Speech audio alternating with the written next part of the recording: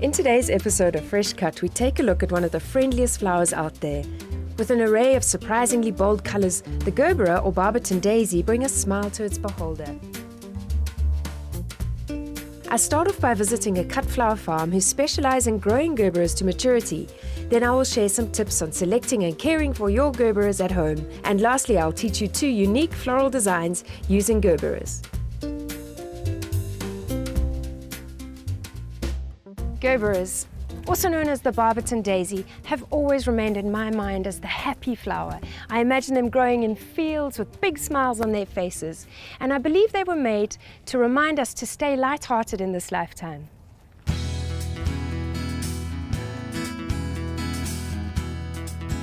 Gerbera is a genus of the family of sunflowers, daisies and asters, an indigenous plant to South Africa with further hybridization in other parts of the world. Gerberas are known for their spectacular colour. I met up with Tanya Hinkle of Imbali Cut Flowers to find out more. I never thought I'd be so lucky as to spend a morning walking through fields of gerberas. How did this farm come about? Imbali started in 1987, started by Marcus and June Hinkle. Marcus was a practicing architect and he just decided, this industry is not for him. And he discovered that flowers is something to get into. Imbali actually started with Gypsophila.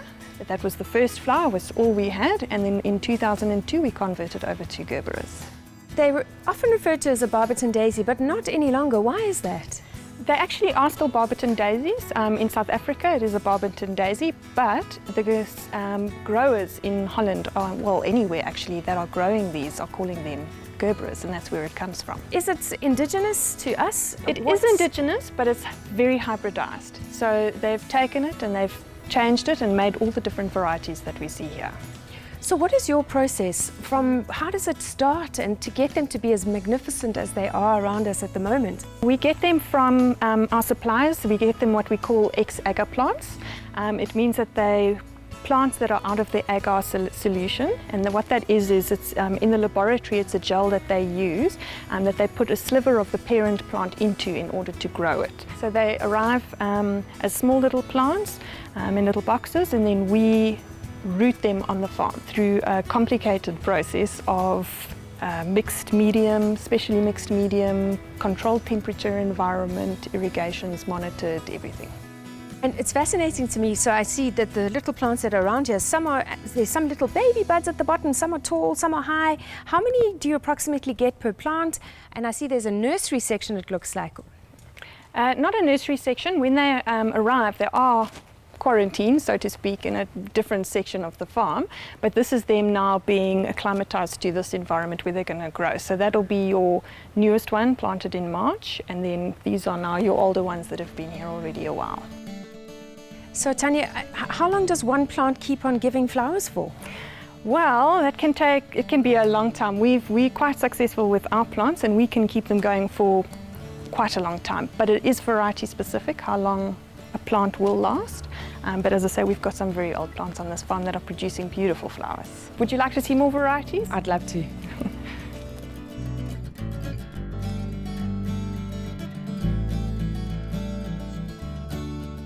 Unfortunately, gerberas are known and to not last that long.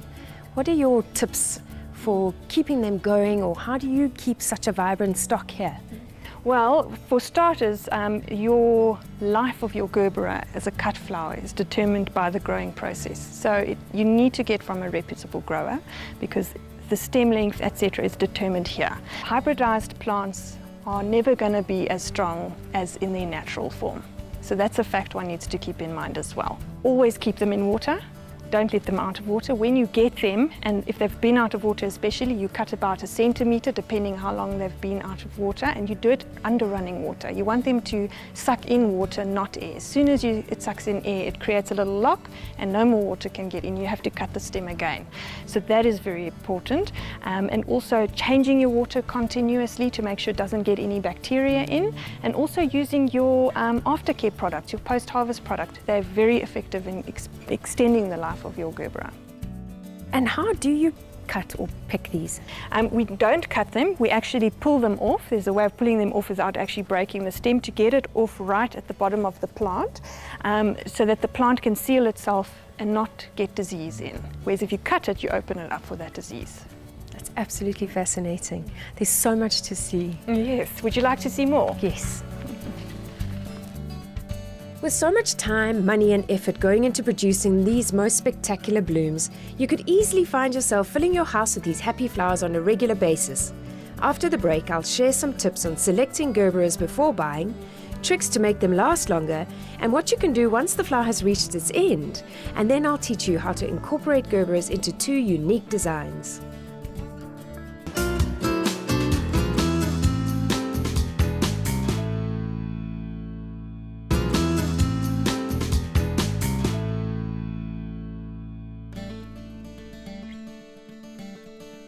In today's episode, we look at the wonderful world of gerberas. I visited a specialist cut flower farm to find out more about this exquisite bloom and marveled at all the colors available locally. It's time to share some technicalities with you about working with these Barberton daisies, gerberas, because I know what you all think and say is, oh, they just don't last and they droop. It's true, they do. However, there are things that you can do that will stop that from happening. And there are ways to use them to your advantage so that you get real long life out of them. And I'm going to share a couple of those with you. The first thing I want to tell you about is the beginning step. So when you go and you want to buy them, and you're walking through the wholesaler, walking through the florist, this is what you need to look for. In as much as it's about the flower and the state of the petals, it's also about the stem. And that's where the secret lies with the Barberton daisies. So I'll show you an example. What you're looking for, the stem should be thick there, almost as thick as the rest of the stem on the flower. And to prove the point, I'll bring in some that are a little bit older, and you'll notice how much more skinny or thin the stem is at the base, just below the head of the flower. There's no water there. So as soon as there's no water at that point of the stem, it's just going to droop. It's going to start to drop off to the one side. And that's annoying because it falls out of the design that you've bought, or it starts to droop over the edge of the vase. It doesn't look ideal. To get it to be straight again, you can do a number of little things. And the first thing you can do is a wiring process. So the wire that you need to do the wiring with will be different thicknesses for the different thicknesses of the stem. So some of the smaller little flowers, you'll need a skinnier wire, about a 0.5 or a 0.7. And for the thicker ones, you'll need a 0.7 or a 0.9. And for the bigger flower here, I'm going to use the wire that is 0.5. All you really want to do is wire up about that much of the stem, because that's where it loses water the quickest. The rest of the base of the stem is closer to the water, so the water draws up there. So it's really just to wire about that much of the stem. So we'll cut away 10 to 15 centimeters of the wire. So you need to take one end of the wire and pierce the head of the flower so that you push this into the bud nice and deep, keeping your finger on the inside so that you can feel when it reaches, so that it doesn't come through the little petal bed there, so you can pull that back in. And then you've got a nice length that you can use, and you've got to twist that wire onto the stem. And to do that, you do it as follows. So keeping your thumb and your forefinger holding this part of the stem nice and tight, you literally just turn the flower onto the wire and twist and twist and twist, and supports with this hand so that the stem doesn't snap.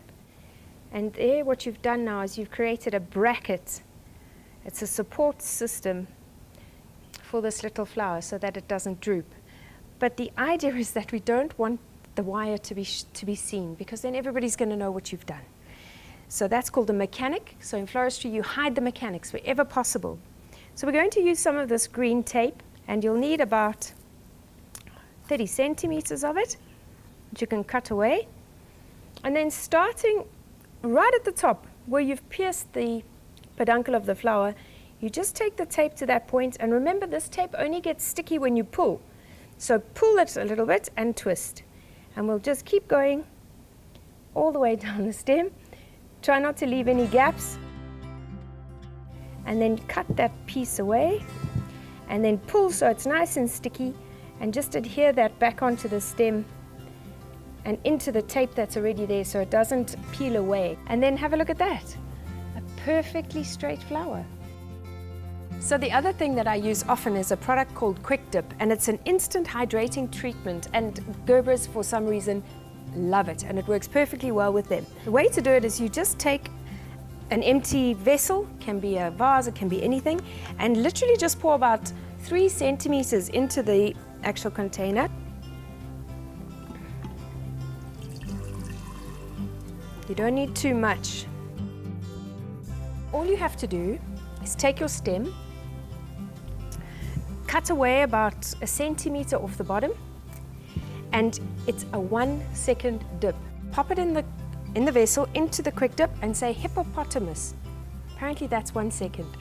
And then it goes into the vase and into some water, and that is a solution to completely boost that flower, and supposedly it also helps with the droop.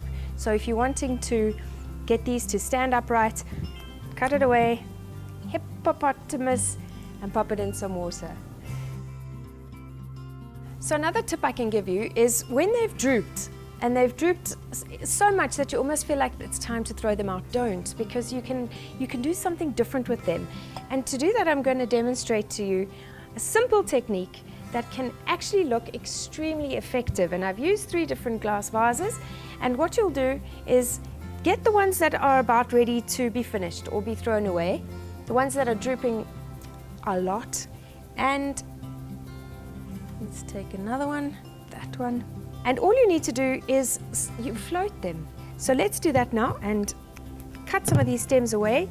I'll show you also how to just jazz up these little containers a bit with this grass. It's called Liriope grass, and that's a fun factor to include when you're doing any form of water work with cylinders and when you're floating flowers. So we'll fill up these cylinder containers on the side to about half full. Really what I'm trying to impress upon you is that you can actually get longer life out of your flowers if you just take the time to minimize them a little bit. So now what you do is cut away right here, close to the actual flower head. And we'll put the red one in the middle, take the orange one to the left, and this one. Hang on a second, I'm actually going to use a bigger orange one because there's a good Floristry 101 tip for you. See how much smaller this flower is than the one on the left. So if I included it in there, the design would be a little bit out of balance. So I'm going to opt for one that's bigger in size and then will be equal to the one on the left-hand side. We'll cut that away, float it in, and now that's a lot more balanced. Take the green grass, and we'll do this now, just cut away where the stem gets hard to bend and just weave it in. So you're just creating a little bit of an effect. You really want those loops, but you don't want it to pop out. So just manipulate it until it's in place. And this one on the side.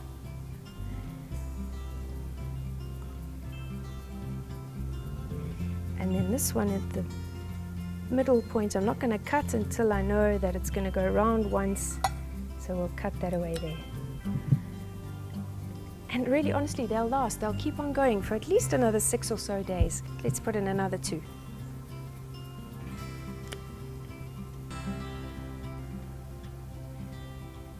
There you go.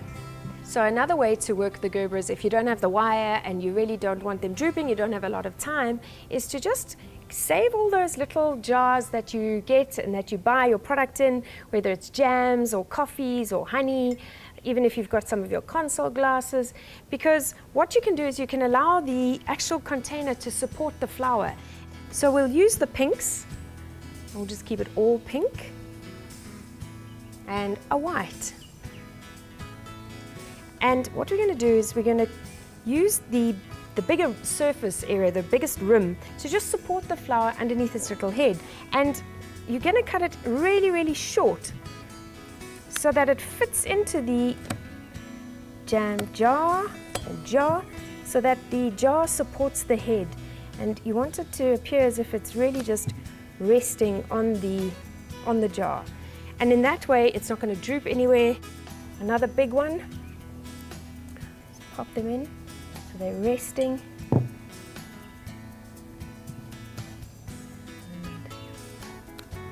The smallest one. You've got a little collection that you can just move around to create a little feature that looks fairly pretty. And then just to add a little bit of softness and excitement to this, and just a little bit of that childishness and that light-hearted way of being, just cut away some pieces. You can use ribbon. I've opted for this fluffy wool, and in a fairly loose manner, just come and tie a few pieces of these around the jar.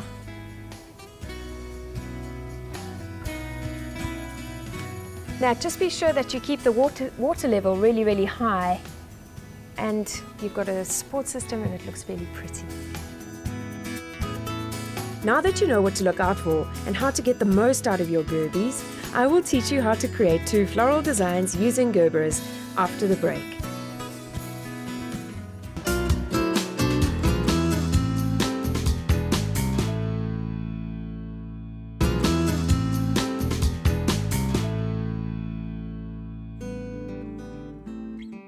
Today's episode is all about the splendid Gerbera. Known for its amazing array of colors, I visit a specialist cut flower farm to find out more about this true floral gem. I shared some tips and technicalities on getting the most out of your Gerberas, and will now show you how to design with them.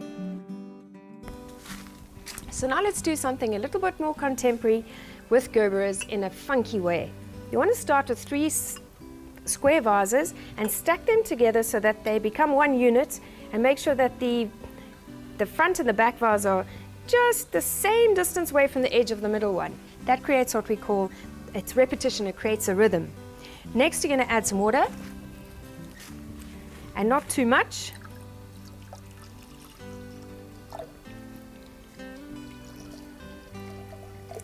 Try and get the water levels all the same, just to keep that repetition going so that you have that rhythm. So it's not high, low, high, low. I'm going to use these brown, what we call cigar sticks, but they're actually called assegai sticks.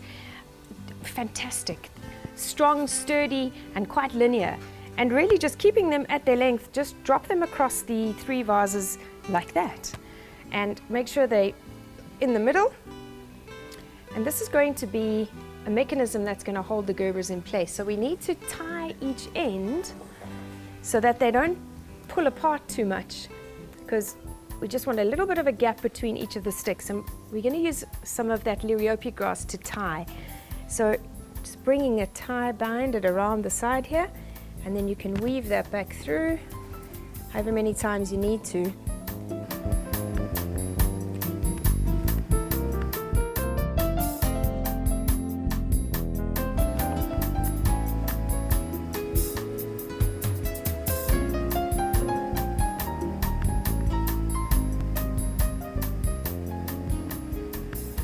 Okay, so that's tied and set. So just very gently, without letting those unravel, just leave that in position.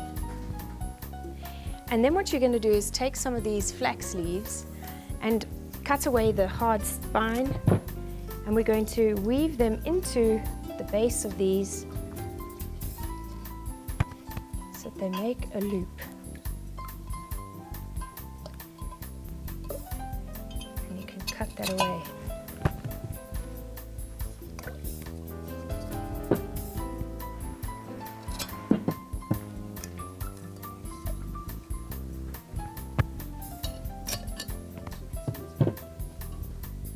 We're going to lift the stick and place it back on.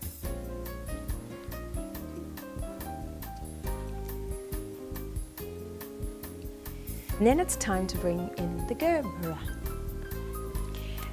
The reason why I've chosen these 3 colors, if you have a look at them against the assegai grass, notice that there is a blend of this color inside the grass. So if you look at this beautiful peach color, There's a hint of peach in the grass there, the assegai. And if you look at the orange, inside, just close to where it becomes red, there's a little bit of an orange vibrancy, so I've picked up on that orange color. And I think that the 3 of these will be a huge complement against the sticks. The thing I want to tell you, in my world, when it comes to using Gerberas in designs, I think because they are so profound, you know, they're there, they have this beautiful face, is that I like to keep them separate from one another.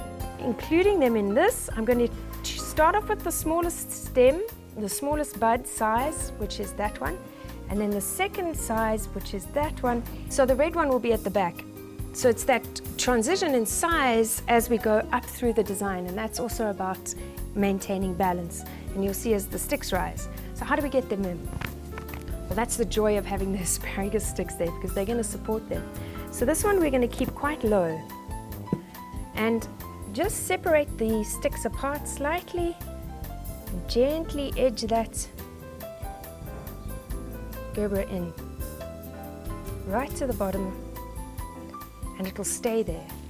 And that's the magic of using the sticks along this side. And this one will have it slightly higher.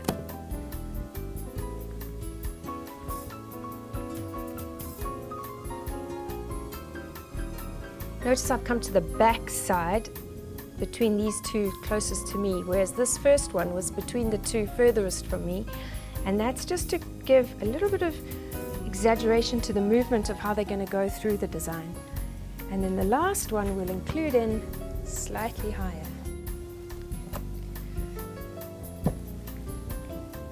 I may have to adjust the height slightly, but now we'll go back to the front and place the stem in between the 2 that exist furthest away from me. Notice how I'm holding the asparagus sticks together so they don't split too far apart. And then I'll just turn the little heads so that they're facing forward and a little bit straight. So there's this fabulous product that you can get. It's floral press stick. It's the stickiest stuff ever, and it's green, so it's usually hidden by the plant material. And you can just take small pieces of it and just use it to pop underneath where the connection is happening between the assegai sticks and the glass, and just secure them in place and pushing it down so that it sticks down. So you can do that in places just to make sure that it doesn't go anywhere. And you can also use it to keep your leaves together if you have to. You can just put small pieces underneath and press down, and they'll stick together. Now for something a bit more traditional, we're going to use Gerberas with floral foam. Now they don't last as long as they would in water as they do in floral foam. That's because they've got these very hollow stems, so the foam can clog the stems quite quickly. There's a little bit of dodder and a pretty little box. We're going to take cellophane. I've got 2 pieces of it, and that's going to be the waterproofing for this little box. And then we're going to cut away some of this foam so that it fits inside the box, and you'll see this way that I'm doing it. We'll just mark the cut line over there and cut away the piece you don't need. I'm just going to cut away a portion of it so that it's not as deep, so it's more deep inside the box than shallow to the rim. And we'll just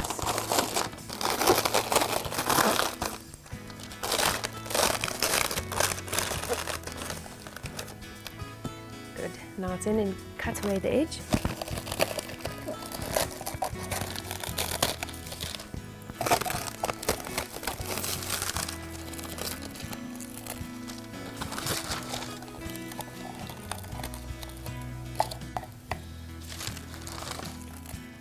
And then using some of this that we call dodder, really it's just another texture onto the box, and against the soft texture of the Gerberas.